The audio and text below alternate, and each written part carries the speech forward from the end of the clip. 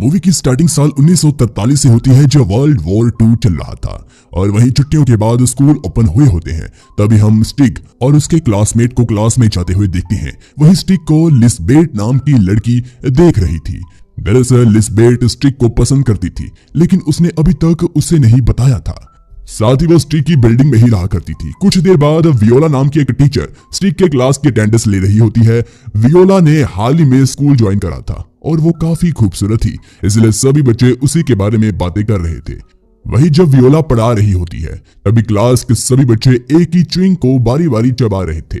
साथ ही स्टिग उड़ती हुई मक्खियों को बीमार रहा था। वियोला ये सब नोटिस करती है, लेकिन उस वक्त वो कुछ नहीं कहती।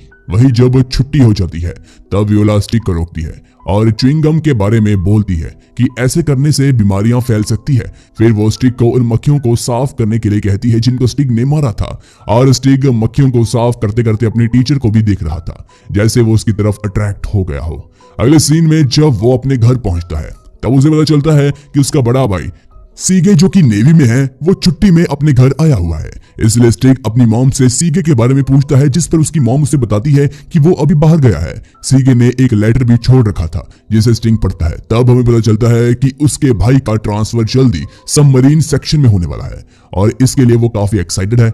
लेटर पढ़ने के बाद जब वो बाहर आता है तब उसे लिस्बेट मिलती है, जो कि उससे बात करना चाहती थी, लेकिन स्टिग उसे ज्यादा बातें नहीं करता क्योंकि उसे थिएटर में जाने के लिए देरी हो रही थी। असल में स्टिग थिएटर में पार्ट टाइम जॉब करता था और जब वो थिएटर में था तब सीगे वहां आकर उसे सरप्राइज कर देता है। फिर दोनों भाई बातें करते हैं। अगले दिन स्टिग स्कूल में वियोला की डिक्शनरी में कुछ वर्ड से ढूंढ रहा था। तभी वियोला उससे इस बारे में पूछती है, जिस पर स्टिग बताता है कि उसे न्यू वर्ड्स पढ़ना काफी पसंद है, लेकिन उसके पास छोटी डिक्शनरी है जिस वजह से वो ज्यादा वर्ड्स नहीं पढ़ पाता। वहीं जब वो डिक्शनरी वापस रखा रहा था तभी वो वियोला के पैरों को देखने लगता है। वियोला इसे नोटिस करती है, लेकिन वो स्टिग से कुछ नहीं कहती, जिससे हमें पता चलता है कि दोनों एक दूसरे की ओर अट्रैक्ट हैं। स्टिग हमेशा उसे ही देखता रहता है और यहाँ तक कि वो उसे देखने के लिए उसके घर तक भी जाता है। एक दिन क्लास में वियोला स्टिग को कुछ सामान लाने के लिए अपने साथ लेकर जाती है और जब वो सीढ़ियों से नीचे जा ही रहे होते हैं तभी स्टिग उसे किस करने लगता है। वियोला को इससे कोई भी प्रॉब्लम नहीं थी, लेकिन एन वक्त पर इंटीमेट होने से पहले ही वो रुक जाती है। इस तरह एक दिन स्टिग उसके घर चला जाता है जहां दोनों बातें करते हैं, जिसके दरमियान वियोला उसे बिना बताए उसके घर आने के लिए मना करती है क्योंकि वियोला का हस्बैंड कैजल घर पर कभी भी आ सकता है और इसके कुछ देर बाद ही वो भी आ जाता है, जिसे देखकर स्टिग छुपने की कोशिश करता है, मगर कैजल उसे देख लेता है। उसे लगता है कि वो वियोला का कोई स्टूडेंट है जो कि डाउट पूछने आया होगा, इसलिए कैजल उस पर ज्यादा ध्यान देता ही नहीं है। ऐसे ही कई दिन तक स्टिग उसके घर आता है और दोनों इंटीमेट होते हैं। कभी वो स्कूल में इंटीमेट होते हैं तो कभी घर में। तभी हम नेवी के एक बॉक्सिंग मैच को देखते हैं जिसमें सीगे ने पार्टिसिपेट करा था और वो मैच जीत भी जाता है। उसी रात जब सीगे और स्टिग एक रूम में सो रहे होते हैं तब स्टिग छुपकर वियोला के घर चला जाता है। दरअसल वो सोच रहा था कि केजल उस वक्त घर में नहीं होगा, लेकिन जब स्टिग वियोला के घर पहुंचता है तब उसे पता चलता है कि केजल घर में ही है, इसलिए वो बिना आवाज करे अपने घर वापिस आ जाता है। कुछ दिन बाद वियोला का बर्थडे था, इसलिए स्टिग उसके लिए कुछ फ्लावर्स लेकर उसके घर जाता है, मगर वो वहां नहीं थी। तभी उसकी मुलाकात केजल से होती है और दोनों वहां काफी बातें करते हैं, जिसमें केजल बताता है कि वो एक सेल्समैन है और उसे अपने काम के सिलसिले में कभी यहाँ वहां जाना पड़ता है। अगले सीन में हम वियोला और स्टिग को साथ में सोते हुए देखते हैं, यानी कि केजल अभी अपने घर से बाहर था।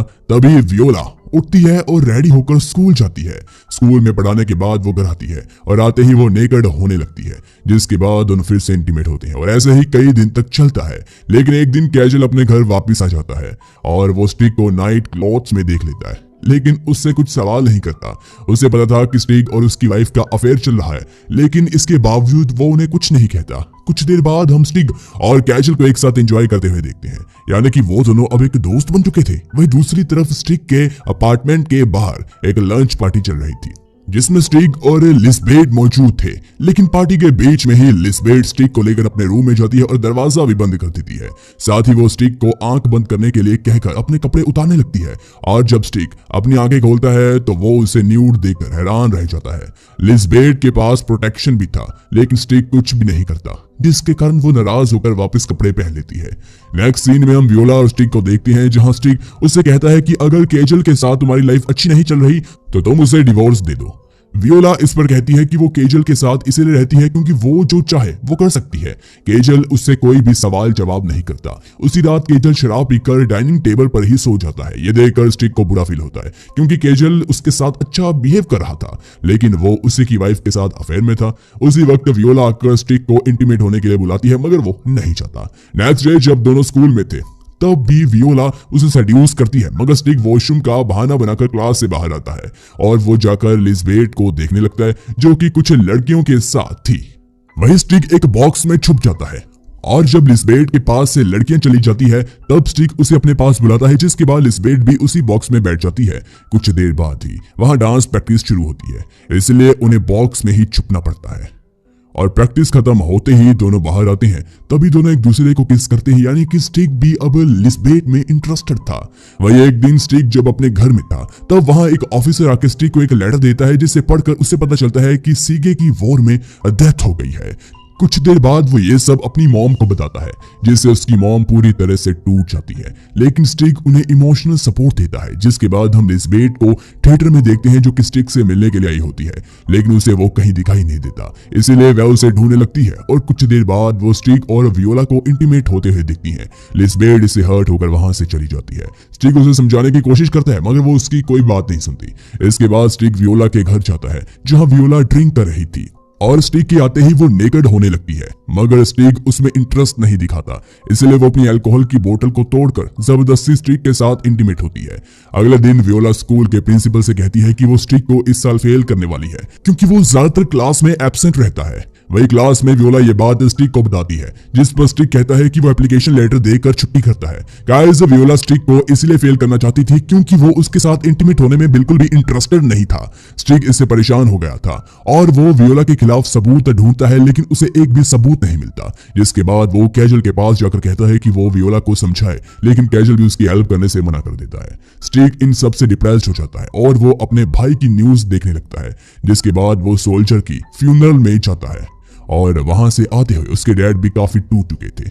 स्टिक उन्हें भी संभालता है। जिसके बाद हम स्कूल का सीन देखते हैं जहां वियोला बच्चों का रिजल्ट दे रही थी। वहीं जब स्टिक की बारी आती है तब वो वियोला को अपना प्राइवेट पार्ट दिखाकर वहां से निकल जाता है। फिर वो अपने क्लासरूम में से सभी डिक्शनरी उठाकर स्कूल से बाहर आ जाता है और मूवी यहीं पर खत्म हो